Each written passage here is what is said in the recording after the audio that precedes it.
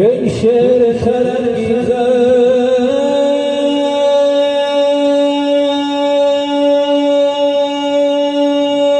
خاطر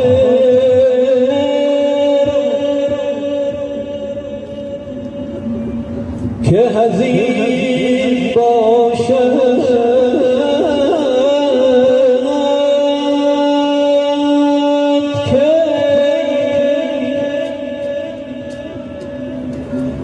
شعر ترنگیزد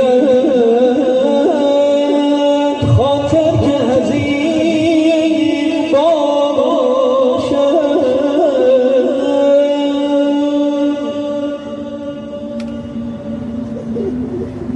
صد نکته از این معنی گفتیم و همین باشد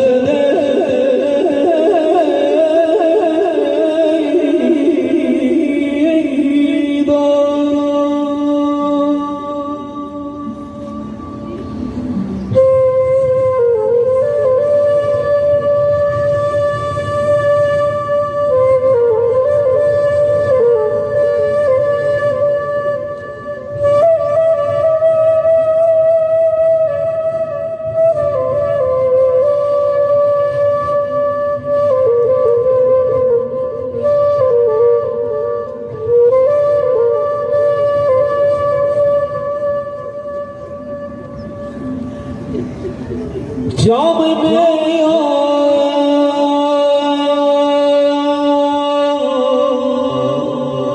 خون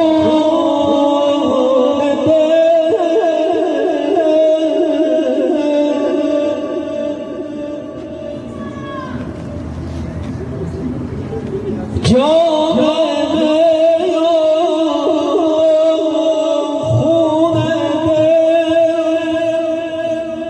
هر یک به کسی داده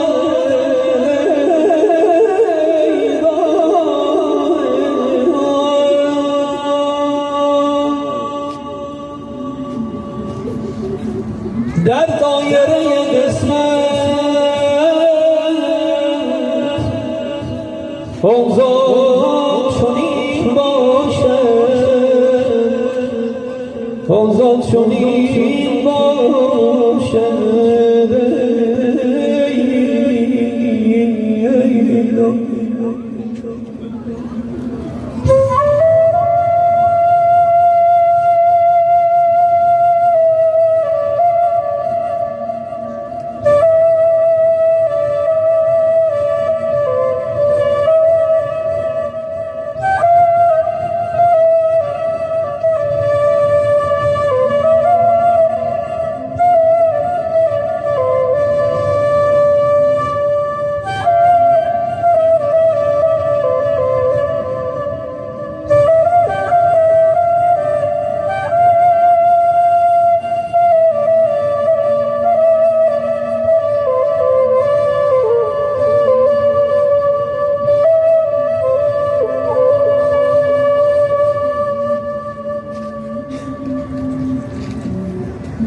از لعنت و گریان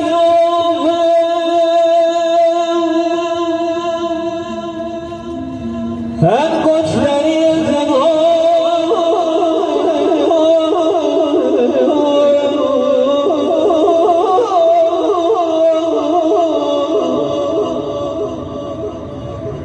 صد ملک سلیمان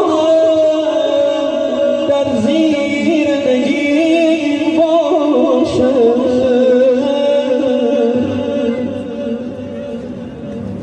صد ملک سلیمان در زیر نگین باشد